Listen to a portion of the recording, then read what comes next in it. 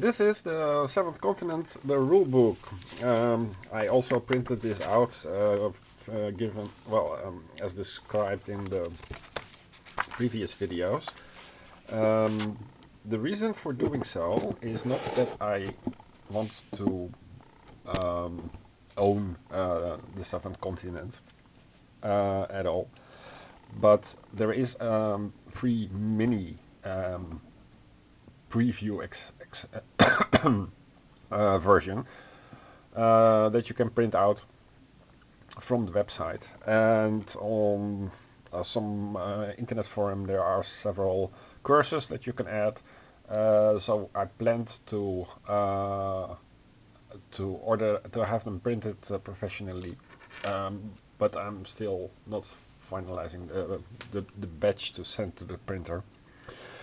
During the meanwhile, I made the book. There are two rule books for the seventh continent, the demo one and the full one. This is the full one because after comparing, there was just a chapter missing in the demo, and the text is identical to the full text is identical to the demo text.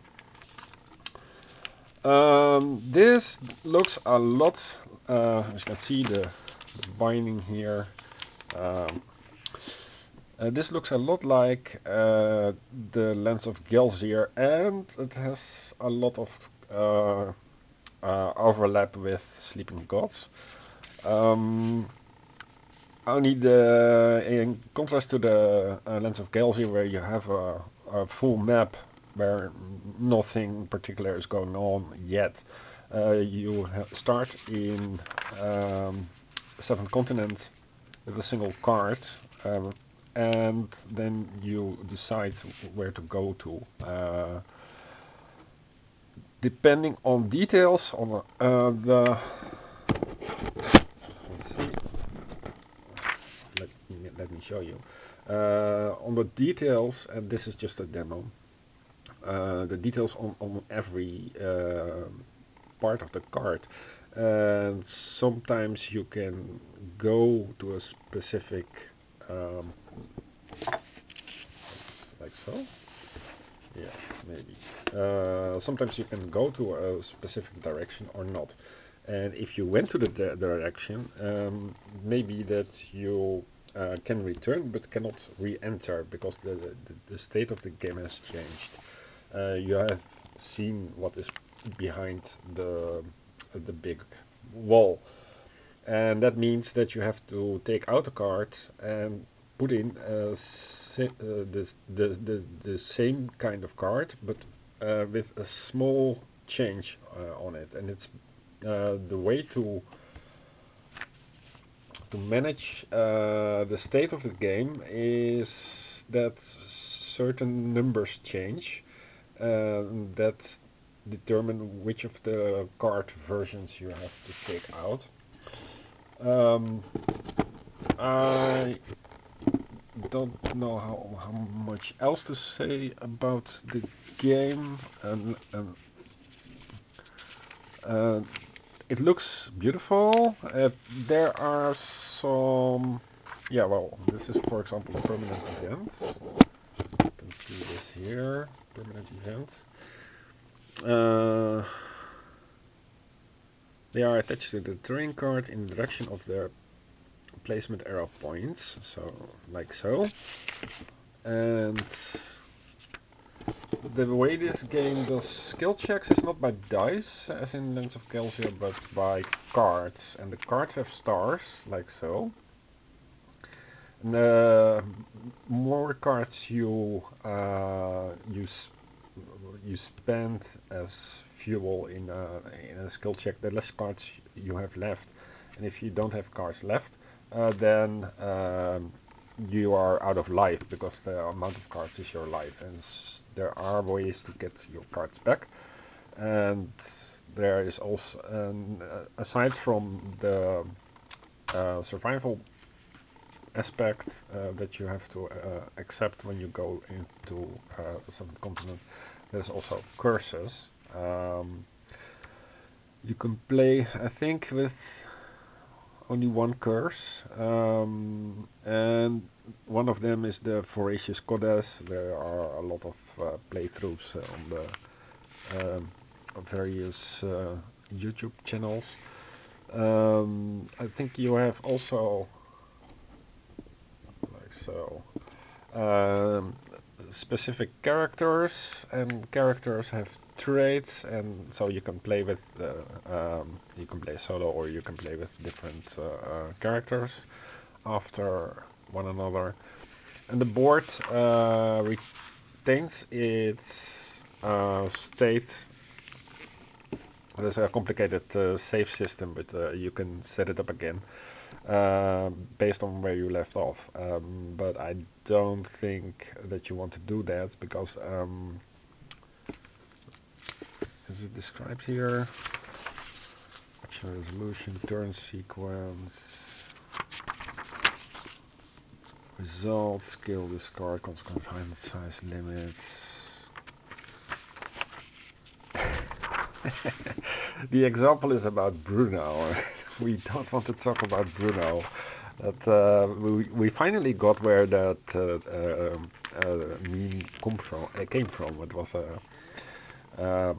some kind of animation by a big animation company. Let's see. Consequences, permanent events, states, not summoned by numbox, life force, banish of cards, exploring the continent, moving to another terrain, spotting a hidden number. I was at one time considering to get the sequel to the Seventh Continent, the Seventh Citadel. But I've heard various YouTubers complain that Seventh Continent has been made obsolete by Sleeping Gods, and well, Sleeping Gods has its current state has many problems, which I explained in previous videos. But my hope is that the next iteration will have most of the errors repaired. But even then, I'm not sure if you want to buy Seventh Continent. It's French, so you have to take into account that it's a French production with well, non-standard things in it. And one thing that bugs me, even now, is the sheer amount of different font types with no real reason for change different font type. There's a lot of work with icons and things like so.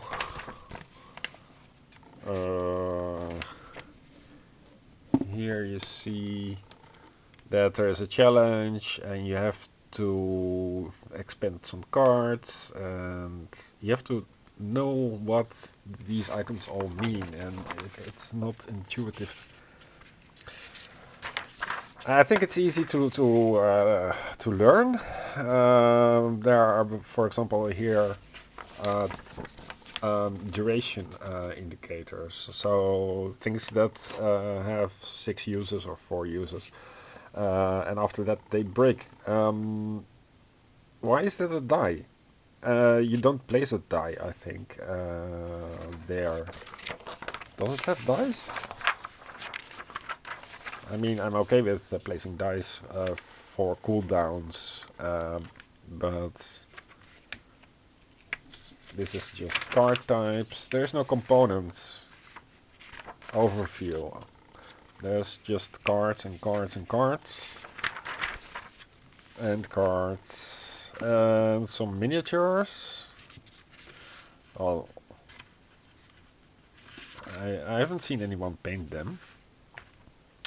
So I'm not really sure what if it is a real die that you place and change to lower pip amount or not. So yeah, I'm going to build the cards for this, make a tuck box, and give it a go. Because it's just, well, why not? And yeah, well the problem with print and play is that nobody trusts you when you say print and play. So it's probably not sellable, but I can donate a game to friends or something. So those are my thoughts on the Seven Continents. Don't buy it. Just wait until everyone has gotten their copy of the Seven Citadel and wants to dump the Seven Continent on the secondary market. And then you have good value for your money. I recommend to not buy any new games at all. In fact, the most Kickstarters, even Zervia, when they become even remotely successful, they get a reprint with corrections added. And if you get into the boat early, then you're just stuck with well, buggy version of the game, and effectively you are contributing to well, playtesting for free and offering suggestions for a new version. Um, and you will also have to carry the burden of getting rid of your copy. So, well, that's the part of the business. I mean, you by first backing, you made it a reality for the creator. By secondary backing, you got yourself a good copy. But you have to spend a lot of time to getting rid of the old one. So, that's my thoughts for new games, and well, have a nice day. Bye.